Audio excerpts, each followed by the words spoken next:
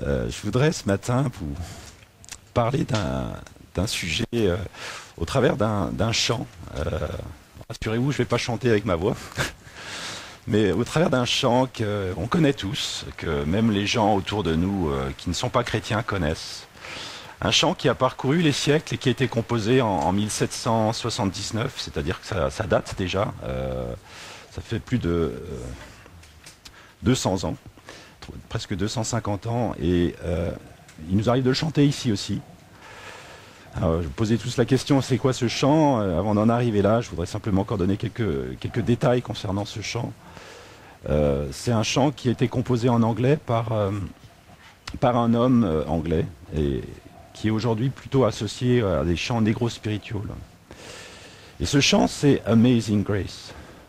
Amazing Grace. Un chant dont qui est tellement répandu, qui est tellement chanté fréquemment que parfois on peut comme rater le sens profond de ce chant. Et pour comme remettre en perspective cette grâce, en français, ce chant se traduit, un des titres qui lui est donné, c'est Grâce infinie. Grâce infinie. Eh bien, pour redonner un petit peu de perspective aux paroles de ce chant, je voudrais simplement relater avec vous l'histoire qui a précédé ce chant. L'histoire de l'homme qui a composé ce chant. Et cet homme s'appelle John Newton. John Newton, il a vécu de 1725 à 1807. Et je vais vous relater quelques épisodes de sa vie. C'est pas complet. Il a écrit un livre entier par rapport à son témoignage. Donc si ça vous intéresse, vous pourrez le lire. Mais simplement certains épisodes qui mettent en lumière la grâce infinie de notre Dieu. Et tout d'abord, je vous invite à prier. Seigneur, merci pour ta grâce, Seigneur. Cette grâce que tu manifestes, Seigneur, abondamment, Seigneur, Dieu des cieux, Seigneur, que tu répands, Seigneur, sur nous.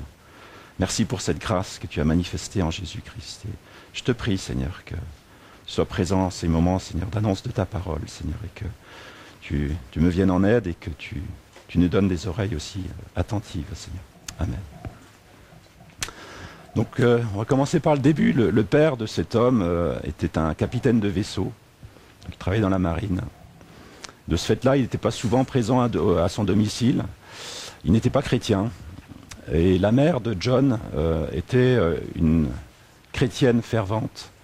Et dans sa tendre enfance, elle lui a inculqué des choses de la Bible, du royaume, et qu'elle a déposées, comme ensemencées dans son cœur. Malheureusement, sa mère est morte alors que lui n'avait que 7 ans. Son père, par la suite, s'est remarié avec une femme qui ne se souciait pas beaucoup des choses de la foi chrétienne. Et c'est ainsi que la lumière de la foi chrétienne s'est comme éteinte dans cette famille. Il a souvent été laissé à lui-même dans sa vie, John, et de ce fait-là, il s'est lié d'amitié avec des vauriens du quartier, avec qui il a troqué la foi de sa mère contre leurs mœurs et tous les blasphèmes et les mensonges qu'ils ont pu lui inculquer. Alors qu'il est devenu jeune homme, il s'est enrôlé lui aussi dans la marine. Et il a commencé à travailler sur un bateau, pas n'importe quel bateau, c'était un bateau qui servait à transporter les esclaves. Donc il était impliqué dans l'esclavagisme. Et sur ce bateau, alors qu'il faisait route avec les esclaves à bord, eh bien, toute moralité a disparu de sa vie. Il a commencé à se comporter comme les autres marins, avec des mœurs voilà, que je ne vais pas citer dans les détails, et où les hommes et les femmes africains qui étaient à bord de ces bateaux étaient traités comme une simple marchandise. Marchandise sans reconnaître que c'était là des êtres humains, tout comme eux. Et ils étaient bien maltraités. Beaucoup sont morts dans les cales de ces bateaux, comme vous le savez. Il est devenu un marin d'expérience et, entre autres, un fauteur de troubles. Fauteur de troubles parce qu'il composait des chants qui ridiculisaient les capitaines des bateaux sur lesquels il travaillait, et qu'il apprenait à tous les membres d'équipage, si bien que l'équipage chantait des chants qui étaient des chants de rébellion, de révolte et de moquerie à l'égard des capitaines. Si bien qu'il était détesté des capitaines des bateaux. Plusieurs fois d'ailleurs, il en fut fouetté sévèrement en public à cause de son comportement. À un moment donné, parce que le capitaine qui était sur le bateau était un capitaine beaucoup plus cruel que les autres à son égard, il a décidé de s'échapper et de s'enfuir sur la côte africaine, où il a commencé à travailler en tant que marchand d'esclaves. Malheureusement pour lui, il a fini par devenir lui-même esclave dans ce travail. Et alors qu'il se trouvait dans une condition misérable en tant qu'esclave, eh bien, il a écrit. Il a réussi à écrire par un moyen ou un autre et de faire transmettre des lettres à son père en lui demandant de l'aide. Son père a demandé à tous les capitaines de bateaux qui allaient vers cette région de l'Afrique de se mettre à sa recherche. Et c'est ainsi qu'il a été retrouvé, alors qu'entre-temps, parce que tout ça, ça a mis du temps, entre-temps, sa situation s'était améliorée. Et alors, c'est dans ce contexte qu'il a embarqué sur un bateau qui s'appelle le Greyhound. Et sur ce bateau, qui était resté à quai pendant 1 an, le temps de compléter sa cargaison, eh bien, il a mené une vie de paresse et il a blasphémé contre Dieu et il a cherché à détourner de leur foi tous ceux qui professaient leur foi chrétienne. Sur le chemin du retour, une fois que ce bateau s'est mis en marche, eh bien, il fut pris dans une violente tempête. Le bateau fut pris dans une violente tempête et des vagues gigantesques de 10 mètres commençaient à déferler sur le bateau. Des brèches commençaient à apparaître à différents endroits du bateau, si bien que les membres d'équipage prenaient leurs habits, il faisait froid. Mais malgré tout, ils prenaient leurs habits et ils allaient utiliser leurs habits pour essayer de boucher les brèches. Et c'est là, à ce moment-là, que c'est comme une tentative désespérée, vous voyez, d'essayer de sauver ce bateau et de sauver leur vie. C'est à ce moment-là que, sans qu'ils comprennent pourquoi, il s'est trouvé à dire la phrase suivante au capitaine. Ben, si cela ne marche pas, que le Seigneur ait pitié de nous. Et vous comprenez que cette phrase n'avait aucune correspondance avec la vie qu'il menait. Une vie de débauche, une vie de blasphème. Néanmoins, il a dit cette phrase, « Si cela ne marche pas, que le Seigneur ait pitié de nous. » En même temps qu'il dit cette phrase, lui vint cette pensée, « Mais quelle pitié un homme comme moi peut-il espérer? Quelle pitié un homme comme moi peut-il espérer ?» En même temps qu'il a dit cette phrase, il a commencé à réaliser sa condition. Comment peut-il demander la pitié? Il ne peut prétendre à aucun mérite. Il ne peut prétendre à aucune. Dieu ne lui devait rien. Au contraire. Et dans ces circonstances, lui revinrent aussi des versets que sa mère lui avait appris longtemps auparavant. Ce qui, je trouve, est tellement encourageant de voir que Dieu est fidèle. Et que même lorsque toute lumière semble éteinte, Dieu est capable. Il est capable d'utiliser même ces restes et de les réveiller. Et c'est ce qu'il a fait. Il a réveillé ces choses que sa mère lui avait apprises en lui rappelant un passage dans Proverbe 1, versets 24 à 30. Et je pense qu'il va apparaître ici. Oui. Proverbe 1, versets 24 à 30. C'est Dieu qui parle. Puisque j'ai appelé et que vous avez résisté, puisque j'ai tendu la main et que personne n'y a prêté attention, puisque vous avez rejeté tous mes conseils et que vous avez fait peu de cas de mes avertissements, à mon tour je rirai quand la catastrophe s'abattra sur vous. Je me moquerai quand la frayeur viendra sur vous, quand la frayeur viendra comme une tourmente ou une tempête dans certaines versions, lorsque la catastrophe arrivera sur vous comme un ouragan, quand la détresse et le désarroi arriveront sur vous. Alors, ils m'appelleront et je ne répondrai pas. Ils me chercheront et ne me trouveront pas, parce qu'ils ont détesté la connaissance et qu'ils n'ont pas choisi la crainte du Seigneur, parce qu'ils n'ont pas voulu de mes conseils et qu'ils ont méprisé tous mes avertissements. Drôle de parole, vous voyez, qui lui revient à ce moment-là, et qui vient comme saper toute espérance peut-être, mais qui est comme un électrochoc dans sa vie, qui lui rappelle l'attitude qu'il avait dans sa vie jusqu'à ce jour-là, c'est-à-dire qu'il a méprisé les avertissements, il a résisté au Seigneur. Et là, il se trouve à dire, mais que le Seigneur ait pitié de nous. Et ce soir-là, ce même jour, vers 6 heures le soir, bien, il a pris la nouvelle par les membres d'équipage qu'il n'y avait plus d'eau à fond de cale, que les brèches avaient pu être colmatées.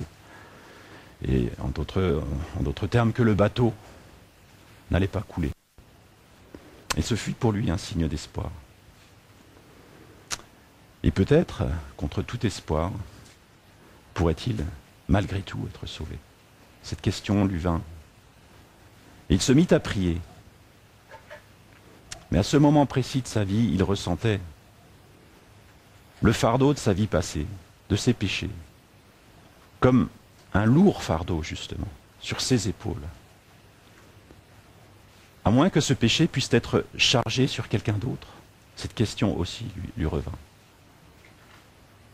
Et il se souvint, là encore, de ce qu'il avait entendu bien des années auparavant, que le Christ était mort pour les péchés de ceux qui plaçaient leur confiance en lui. Et ce jour, c'était le 10 mars 1748, marqua ses jours pour le reste de sa vie.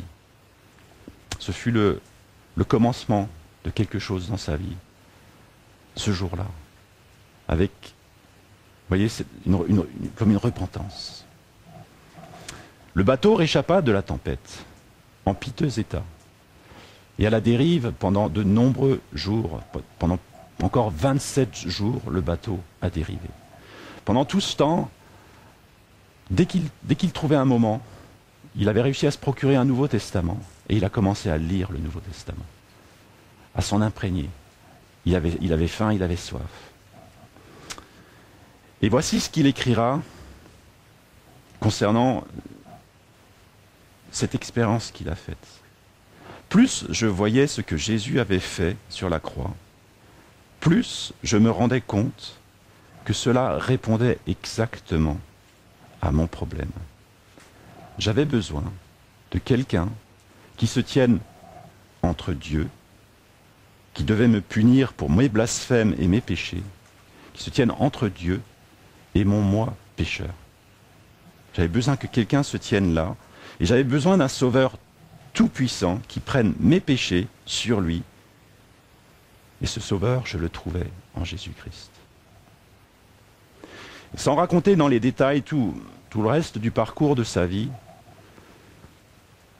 il y a eu ce jour-là un début dans sa vie de la vie d'en haut, où cet homme s'est ouvert. Et il a réalisé son état lorsqu'il dit, mais quelle pitié un homme comme moi pourrait-il espérer? Vous voyez, il n'avait plus aucune assurance humaine pour se tenir devant Dieu. Et il en était conscient. Et c'est tellement désarmant de se rendre compte que devant Dieu, on n'a aucun argument qu'on puisse avancer. C'était son cas. Et la seule chose à laquelle il a pu saisir, c'est oui, il y a quelqu'un qui m'a offert le salut. Et je veux le prendre. C'est ne plus s'accrocher à ce qui fait sa force, mais s'accrocher à ce que Jésus a fait.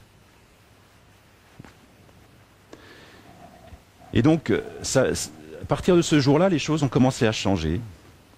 Il y a eu encore des épisodes dans sa vie, mais assez rapidement, eh bien, il a décidé de servir Dieu.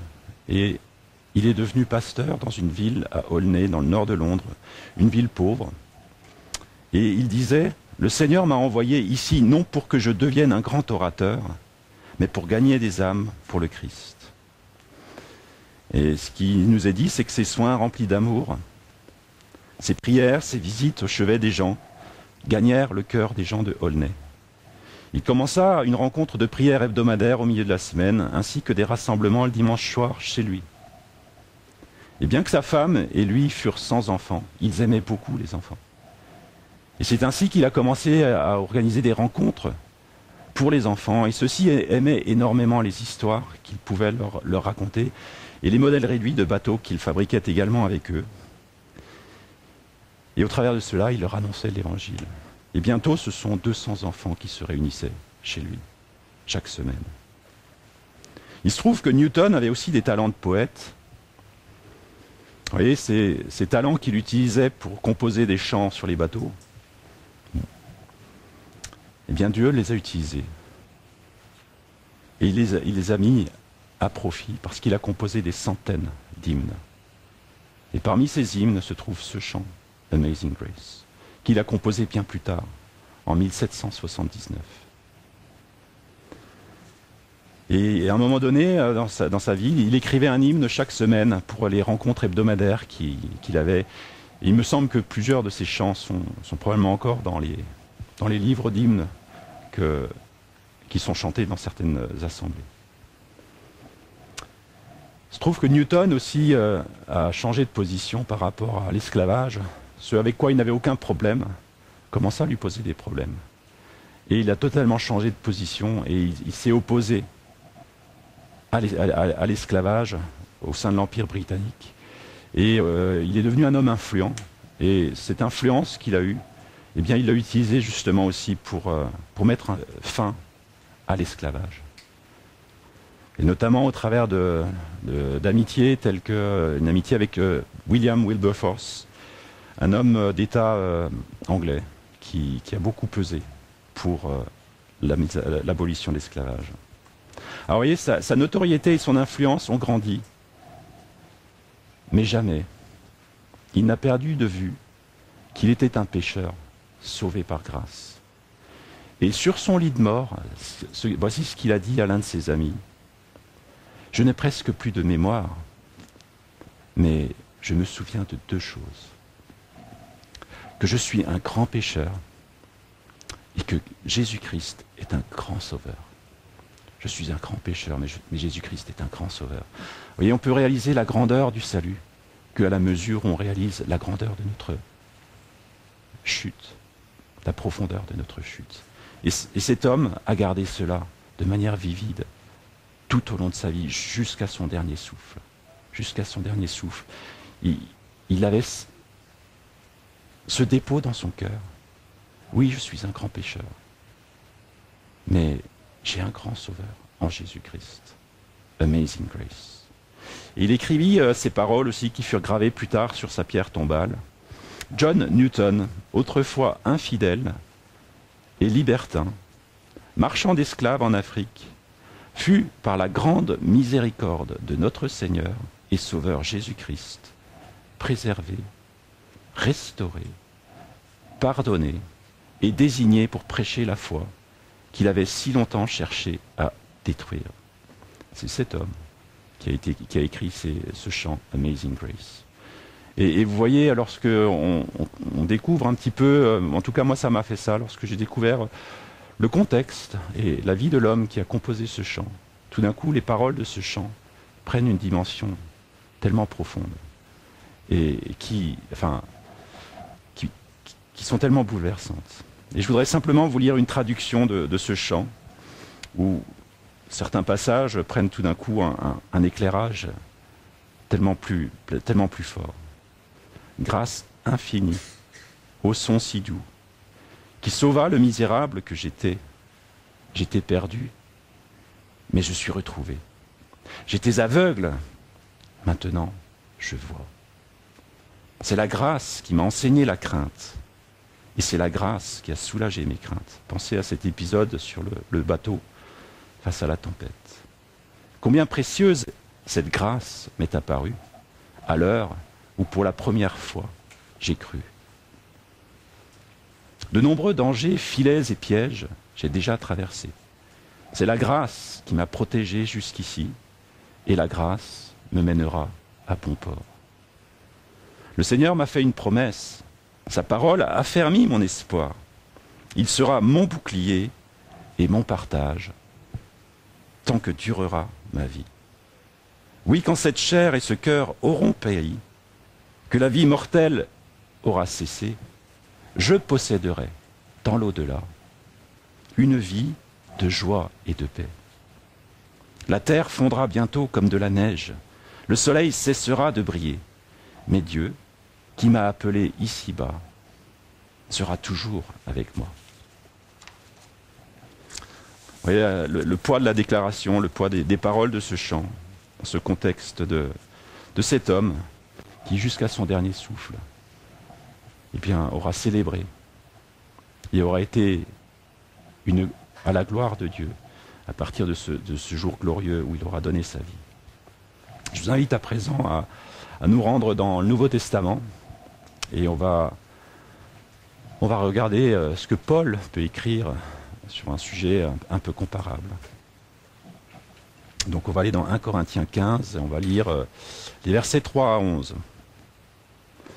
Donc c'est Paul qui écrit et qui dit « Je vous ai enseigné avant tout, comme je l'avais aussi reçu, que Christ est mort pour nos péchés, selon les Écritures, qu'il a été enseveli et qu'il est ressuscité le 3e jour, selon les Écritures. » Vous voyez la place des Écritures au passage dans ces versets, c'est que tout est conforme aux Écritures. Dieu avait annoncé à l'avance ce qu'il allait faire et il l'a fait. Jésus-Christ est mort pour nos péchés, selon les Écritures. Il est ressuscité aussi selon les Écritures.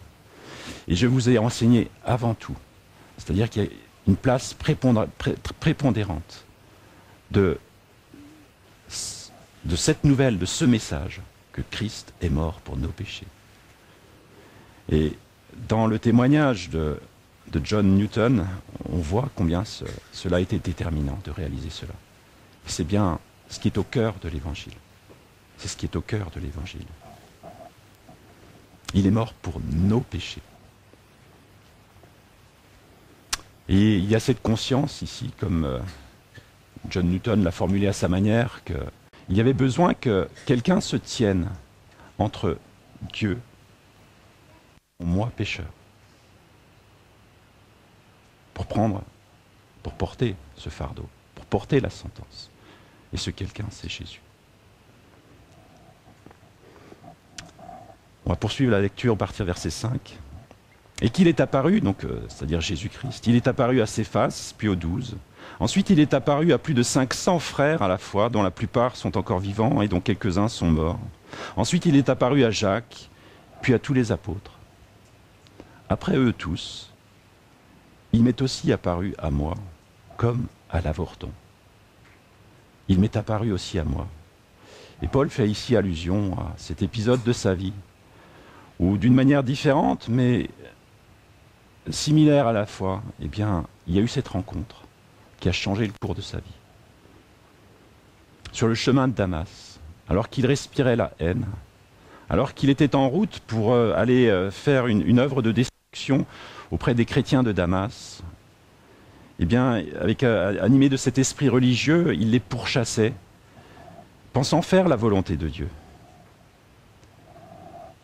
sans se rendre compte qu'en fait, il connaissait des choses au sujet de Dieu, mais sans connaître réellement Dieu. Ça fait une sacrée différence de savoir des choses au sujet de Dieu, mais sans connaître Dieu. Et c'était la condition de Saul, puisque c'est ainsi qu'il s'appelait à ce moment-là. Il connaissait la lettre, les écrits, certainement qu'en connaissait-il une grande partie par cœur même. Il avait été instruit auprès des plus érudits, mais il n'avait pas reçu l'esprit de révélation, celui qui donne la vie et permet de connaître Dieu en profondeur. Et c'est la raison pour laquelle il écrit « Car je suis le moindre des apôtres. Je ne suis pas digne d'être appelé apôtre parce que j'ai persécuté l'Église de Dieu. » Et donc, John Newton, lui, il a commis des choses répréhensibles à l'égard de la moralité. Saul, puisque c'est ainsi qu'il s'appelle, lui, il a commis des choses répréhensibles à l'égard de l'Église de Jésus-Christ, tout en pensant bien faire. Sans la grâce de Dieu, les choses seraient restées ainsi, et Saul de Tarse serait resté Saul sans jamais devenir Paul. Quand bien même il mettait toute sa volonté. Je pense qu'il s'astreignait à une vie de discipline rigoureuse, qu'il faisait beaucoup de choses, vous voyez, dans cette logique par sa propre force, par sa volonté. Il a mis toute sa volonté, prétendument, au service de Dieu. Mais un Dieu qu'il ne connaissait pas. Et voilà qu'il y a ce jour où la lumière parut dans sa vie, où cette lumière l'éblouit, alors qu'il est sur son cheval en route vers Damas. Il en est aveuglé, au point même de tomber du cheval, par terre. Et ce cheval, c'est d'une certaine manière ce qui représentait la stature de Saul aux yeux des hommes, probablement aussi à ses propres yeux, en haut, vous voyez, sur ce cheval, et se pensant supérieur d'une certaine manière. Se pensant être quelqu'un de bien à cause de ses bons principes, à cause de sa propre justice, à cause de tout ce à quoi il était parvenu, à la force de sa volonté, à la force de ses bras. Autant de choses qui en elles-mêmes, j'ai envie de dire, n'ont rien de nécessairement mauvais en soi, mais qui, en dehors d'une relation vivante avec Dieu, n'ont pu le mener que jusqu'à ce point-là, c'est-à-dire tous ses meilleurs efforts, tout ce qu'il pensait avoir de meilleur en lui-même, n'en a fait qu'un ennemi de Dieu. Puisque Jésus, lorsqu'il lui parle, il lui dit « Mais pourquoi, Saul, pourquoi me persécutes-tu » Et cette lumière, vous voyez, qui est parue ce jour-là dans sa vie, a fait se dérober sous ses pieds tout ce qu'il pensait être des appuis solides. Et il a commencé à découvrir un abîme d'une profondeur étourdissante qui se déployait sous ses pieds, là où il n'y avait plus aucun appui. Là où tout ce qui avait fait sa force jusqu'à ce jour-là, tout ce qui avait fait sa renommée, tout ce qui avait fait sa fierté, ce jour-là, il découvre il avait fait fausse route. Fausse route. Comme John Newton a fait fausse route dans d'autres domaines, Saul avait fait fausse route dans ses domaines à lui. Et j'ai envie de dire que toute l'humanité fait fausse route à sa manière, chacun à sa manière. Mais à moins que nous ne réalisions, comme Newton l'a fait, comme Saul l'a fait, comme tant d'autres qui nous ont précédés l'ont fait, que nous n'avons aucun appui, si ce n'est Jésus-Christ, lui qui est mort, lui qui se tient entre Dieu et entre nous, lui qui est ce chemin qui nous permet d'accéder au Père.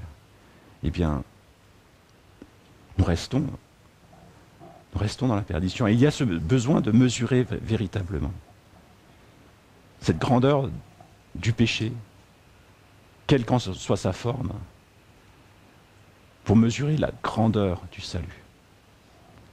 Et cette grandeur du salut, c'est cette grâce infinie que Dieu nous offre.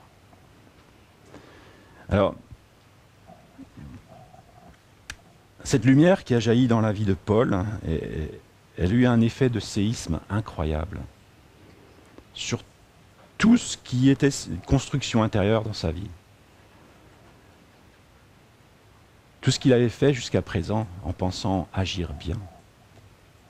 Cette construction tout d'un coup qui était imposante aux yeux des hommes, sans doute, eh bien, elle était mise en lumière pour sa valeur véritable et elle ne lui avait servi à rien, elle ne l'avait mené nulle part, si ce n'est, comme je vous l'ai dit, à s'opposer, à réaliser qu'il était en fait ennemi de Christ à cet instant précis. Mais cette lumière, ça a aussi été l'effet de la grâce de Dieu, qui vient faire paraître sa lumière, non pas pour détruire, mais pour permettre de saisir la main tendue de Christ, qui est là aussi en même temps. Et Paul écrit au sujet de cela, justement, parce que les choses ne sont pas restées là. Il dit, par la grâce de Dieu, je suis ce que je suis.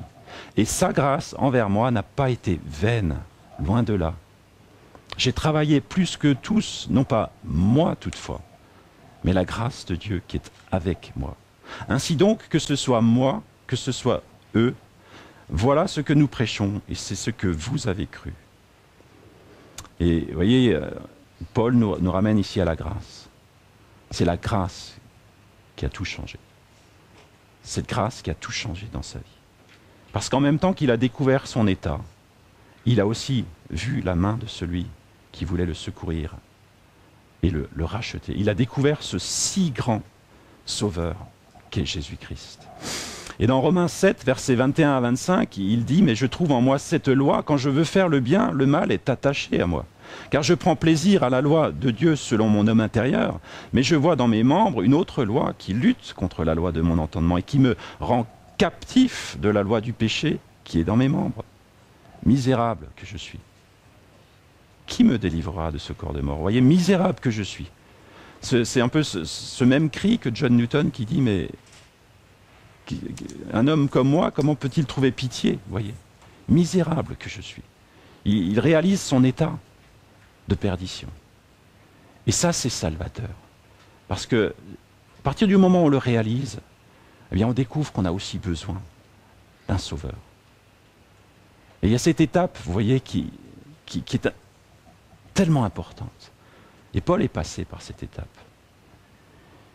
Misérable que je suis, qui me délivrera de cette mort ? Il y a cette question, vous voyez, il cherche, mais où se trouve la solution ? J'ai besoin de pouvoir me sortir de là. Je ne peux pas m'en sortir, j'ai aucun moyen de m'en sortir par moi-même. Mais qui peut m'en sortir ?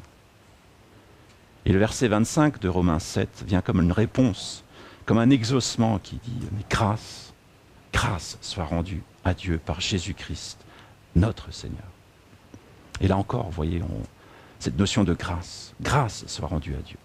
Il y a une possibilité, elle se trouve en Jésus.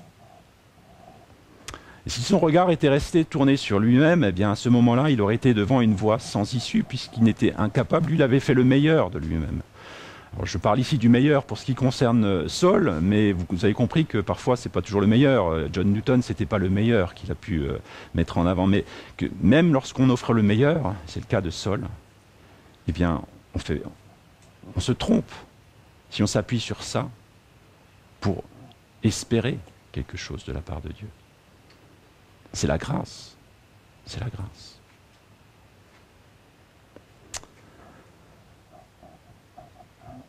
Et il y a du coup cette hauteur vertigineuse qui apparaît sous les pieds de Saul, et qui est la profondeur, en même temps aussi du péché, avec plus aucun appui pour s'approcher. Aucun, si ce n'est Jésus.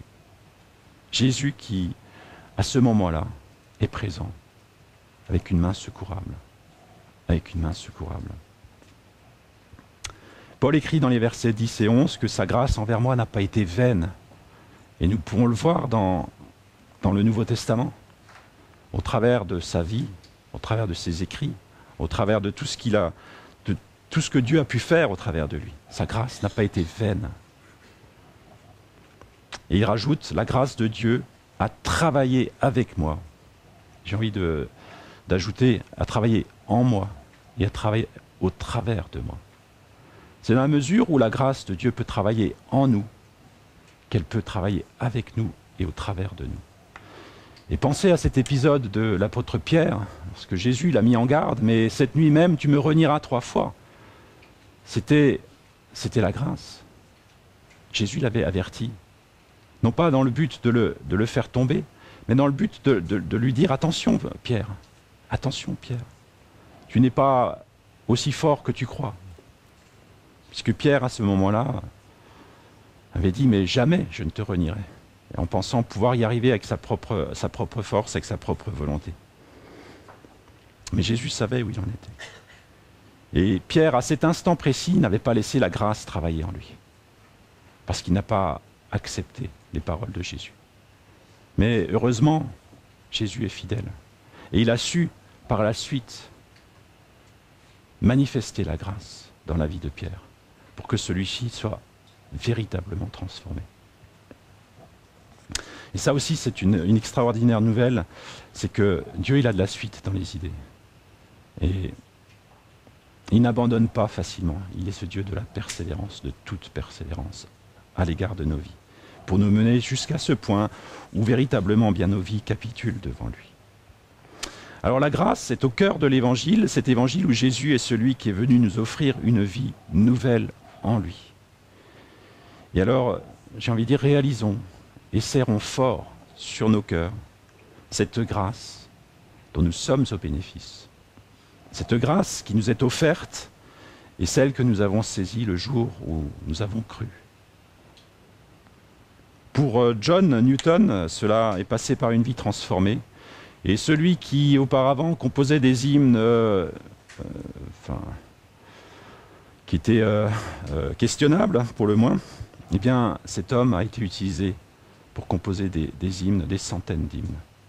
C'est l'effet de la grâce qui rachète les choses qui étaient perdues. Pour Paul, lui qui détruisait l'Église, il est devenu un bâtisseur d'Église.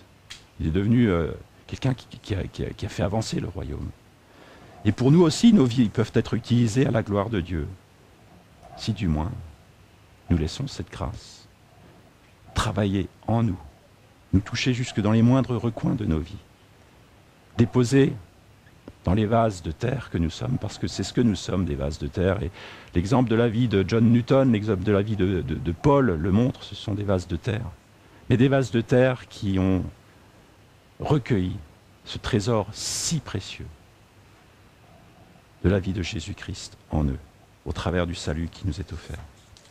Alors en conclusion, je voudrais simplement, au travers de cela, souligner combien l'œuvre de salut est grande. Nous remémorer combien cette œuvre de salut est grande.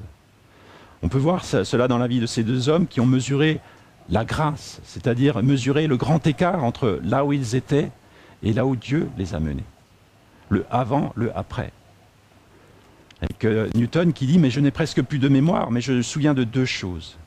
Je suis un grand pécheur, c'est la mauvaise nouvelle, mais Jésus-Christ est un grand sauveur. » Et ça, c'est la bonne nouvelle, celle qui dépose une joie profonde dans nos cœurs, de se savoir aimer et d'avoir ce recours en Jésus-Christ.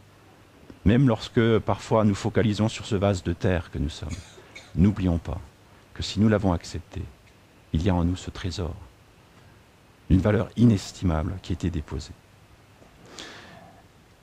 Et j'ai envie de dire, ça laisse cette marque comme indélébile dans nos cœurs, le fait de savoir la grandeur du salut dont nous sommes au bénéfice. Jusqu'à son dernier souffle, John Newton en a été conscient, Paul en a été conscient tout au long de sa vie, que nous aussi nous puissions chérir cela dans nos vies, dans nos cœurs, et savoir que là où effectivement le péché a abondé, eh bien la grâce, elle surabonde, elle a surabondé. Et cette grâce, elle produit ce brisement intérieur.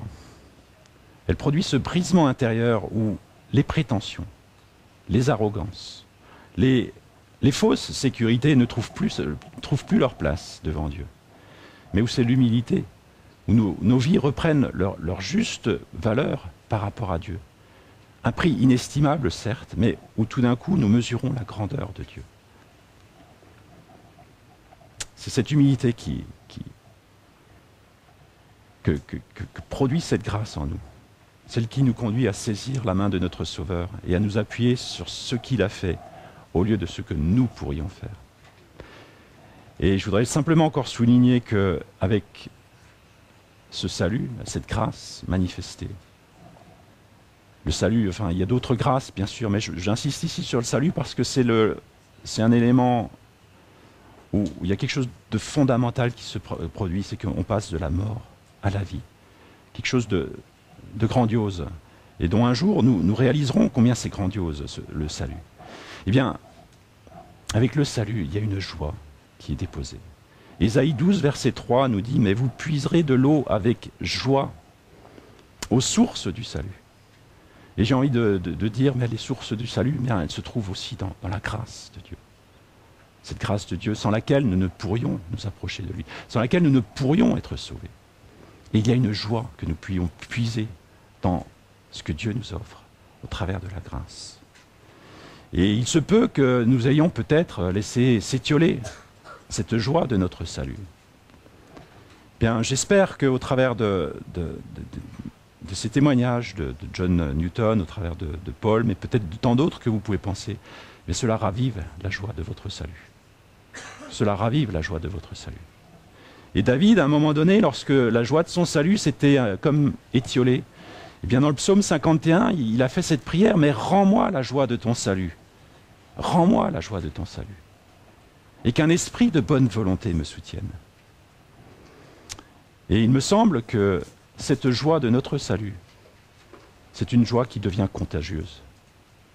C'est une joie qui est contagieuse. Parce que comment retenir une si bonne nouvelle dans nos vies et la cacher à ceux dont nous savons qu'ils ne l'ont pas vécue?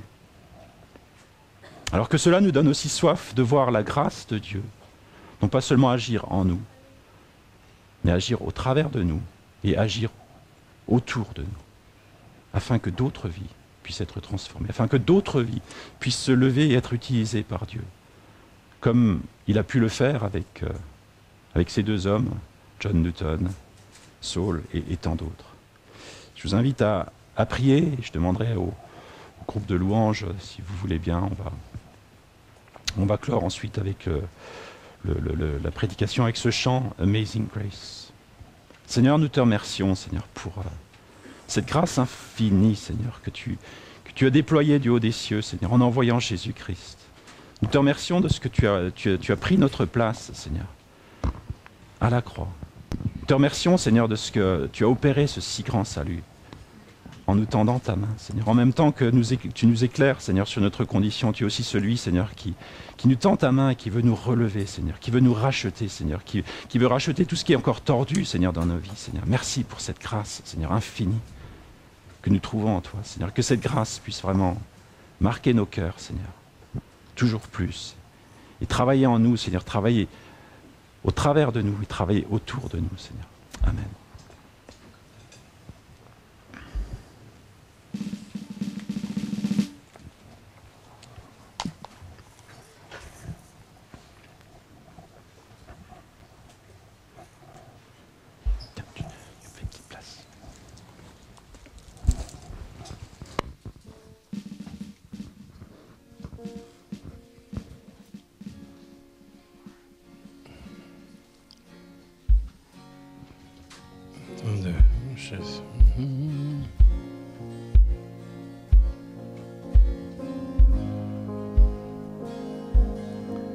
Grâce infinie de notre Dieu, qui un jour m'a sauvé. On peut peut-être se lever pour chanter ça. J'allais errant de lieu en lieu, quand il m'a retrouvé. Ma vie fut complètement changée, alors qu'en lui j'ai depuis ce jour de tous les dangers, sa grâce m'a secouru. Mes chaînes enfin sont enlevées. Mon Dieu, mon Sauveur m'a racheté. De son pardon, il m'envahit. Amour divin, grâce infinie. Dans mes épreuves et mes labeurs, toujours suffit sa grâce. Je peux compter sur sa faveur à chaque instant qui passe.